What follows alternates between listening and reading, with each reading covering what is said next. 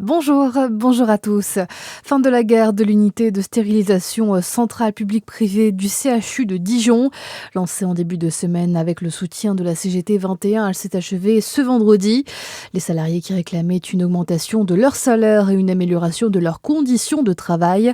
La direction de l'établissement dit avoir accédé à la majorité de leurs demandes. Leur prime de nuit va notamment être revalorisée et tous les salariés vont être augmentés de 2%.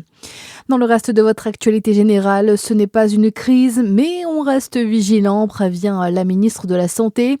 Dans une interview à nos confrères de Ouest France, Stéphanie Rist revient sur les cas d'hantavirus détectés sur un bateau de croisière. Il n'y a pas d'intérêt dans le cas présent à mettre un masque, rappelle déjà l'ancienne députée qui précise bien qu'à ce stade, la chaîne de transmission est maîtrisée sur le sol français.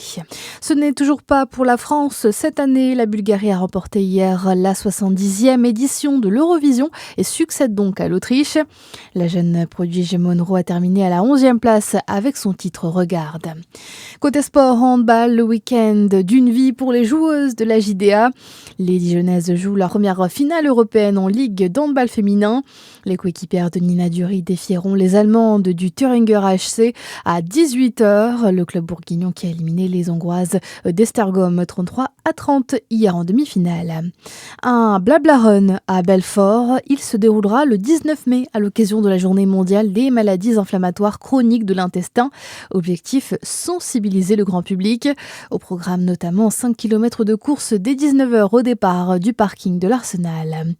Et puis rendez-vous à l'Hôtel Dieu des Hospices civils de Beaune la semaine prochaine à l'occasion de l'Hôtel Dieu en mouvement. Un week-end sportif et culturel. Au programme débat, ateliers, visites chantées et rando vélo. Ça se passe du 22 au 24 mai. Belle matinée sur Fréquence Plus.